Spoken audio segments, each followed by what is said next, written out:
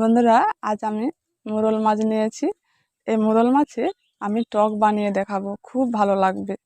তবে এখন মোরল মাছগুলো বেছে নিই।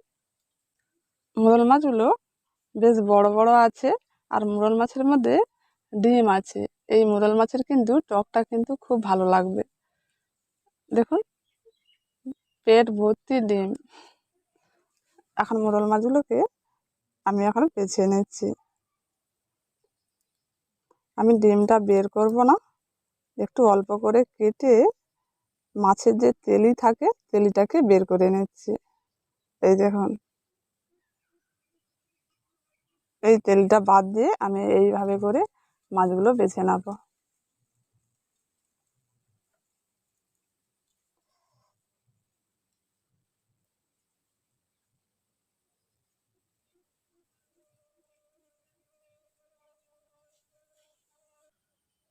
মাছের ডিমটা দেখুন, ভর্তি ডিম আছে। এই ডিমটা আমি এখন এর মধ্যে থাকবে, আমি বের করব না।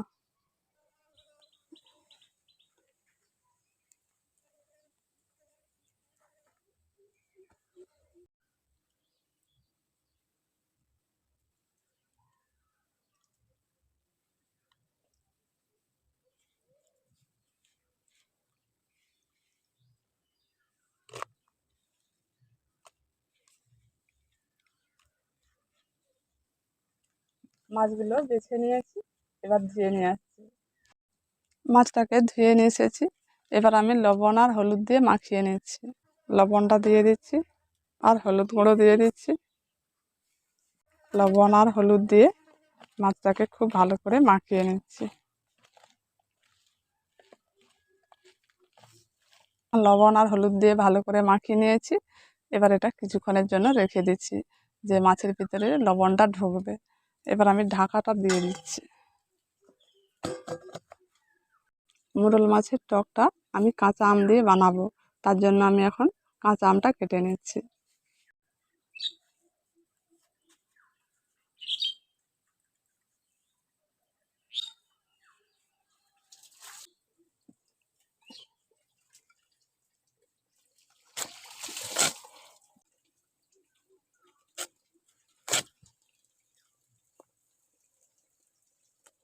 খোসা ছাড়িয়ে আমটাকে 4 ভাগ করে কেটে নিয়েছি। আমি এখন টকের জন্য আমি সরষেটা বেটে নিচ্ছি। কালো সরষে নিয়েছি, কালো সরষেটা এখন বেটে নিচ্ছি।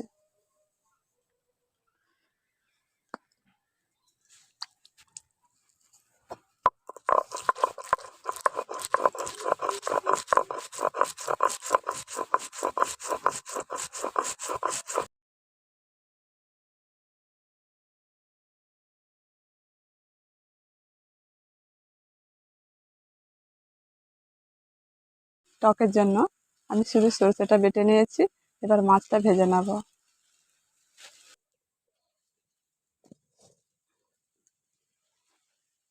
কড়াটাকে ভালো করে গরম করে নেব, তারপর মাছটা ভেজে নেব। এখন কড়াটা ভালো হয়ে গরম হয়ে গেছে, আর কড়াটাকে কিন্তু মাছ ভাজার আগে ভালো করে গরম করে নিতে হবে, না হলে কিন্তু মাছগুলো কড়ার মধ্যে লেগে যাবে। তেলটাকেও ভালো করে গরম করে নিয়েছি। এবার ওই তেলের মধ্যে মাছগুলো দিয়ে দিচ্ছি।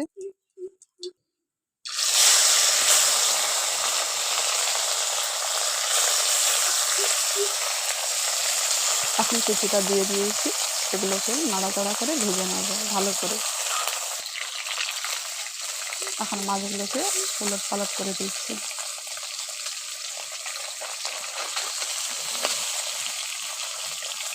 এখন মাছগুলো ভাজা হয়ে গেছে, এবার তুলে নিচ্ছি।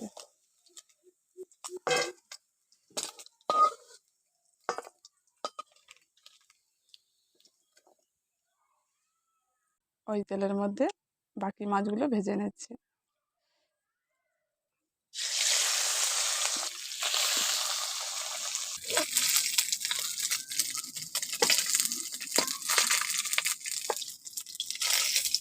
এখন মাছটা ভেজে নিয়েছি, আর যে তেলটা রয়েছে ওই তেলের মধ্যে আমি টকটা বানিয়ে নেব।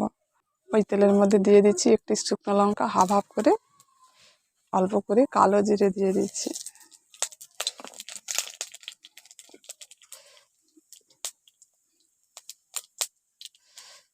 এখন ফোড়নটা ভাজা হয়ে গেছে, ওর মধ্যে আম দিয়ে দিচ্ছি। আমটাকে একটু ফোড়নে আমি কাঁচা আম একটি আম দিয়েছি, আপনারা বেশি টক খেতে চাইলে বেশি করেও আম দিতে পারেন। আর মোরল মাছের টক একটু হালকাভাবে হলে খুব ভালো লাগে। এখন আমটা একটু ভাজা হয়ে গেছে, এর মধ্যে জলটা দিয়ে দিচ্ছি। ওই জলের মধ্যে দিয়ে দিচ্ছি 1/2 চামচ হলুদ গুঁড়ো, আর দিয়ে দিচ্ছি পরিমাণ মতো লবণ। হলুদ গুঁড়ো দিয়ে ভালো করে মিশিয়ে নিচ্ছি। এখন টকটা ফুটতে শুরু করে দিয়েছে। এবার আমি কালো সরষে বেটে নিয়েছি, এই সরষেটা একটু জল দিয়ে গুলিয়ে নিচ্ছি। জল দিয়ে ভালো করে একটু গুলিয়ে নিচ্ছি। এটাকে এখন ছেঁকে নেব, ছেঁকে ওই টকের মধ্যে দিয়ে দেব। টকটা একটু ফুটিয়ে নিয়েছি, এবার আমি সরষে বাটার জলটা দিয়ে দিচ্ছি।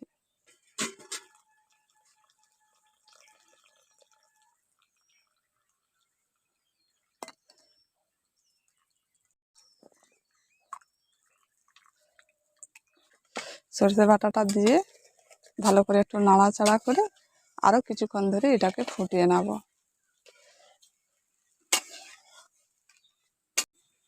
টকটা এখন অনেকক্ষণ ধরে ফুটিয়ে নিয়েছি, এবার ভেজে রাখা মাছগুলো দিয়ে দিচ্ছি।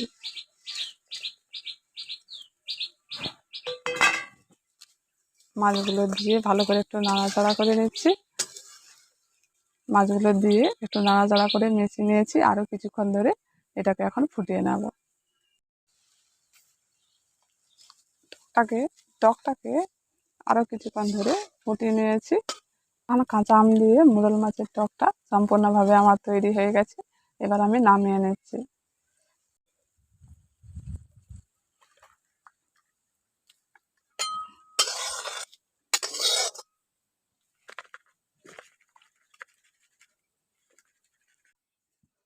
বন্ধুরা, আপনারাও এইভাবে কাঁচা আম দিয়ে মোরল মাছের টক এইভাবে বানাবেন, খুব ভালো লাগবে।